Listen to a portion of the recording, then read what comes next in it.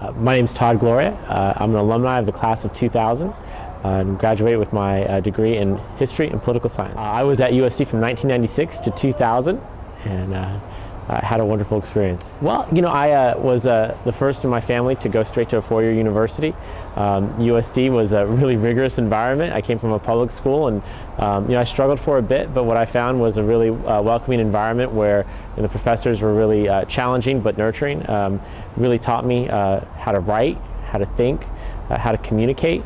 And these are, of course, all skills that I use today in my work on the San Diego City Council. I think I was always interested in government and public affairs, but in terms of serving an elected office, I really didn't think that would be something that I would do or would even be able to do. What happened, though, and some of this goes back to USD, while I was on campus, you know, I got very involved in campus affairs, particularly through the United Front Multicultural Center, and I think I really found my voice as an activist. And I went out into my community after I graduated from USD and got involved. I mean, I think the campus has a strong ethic of community service learning. I took a lot of those skills and that activism, put it to work, and before too long people started saying, hey, you might want to think about running for city council.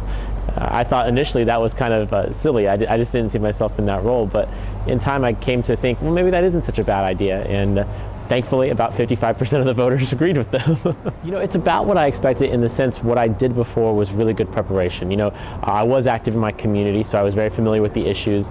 I served on the Housing Commission for the City of San Diego, so as a city commissioner, there were some parallels. I also worked for 8 years for Congresswoman Susan Davis, who was my youth mentor as a kid, and obviously that schedule is very similar.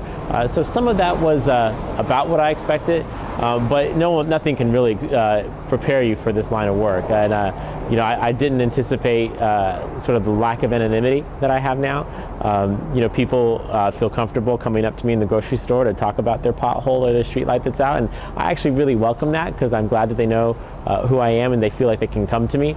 But it's definitely different than what I would have anticipated prior to my election. And I'm going to stay in public service. You know, I love this work. Basically, what I do now full-time is what I used to do in my spare time.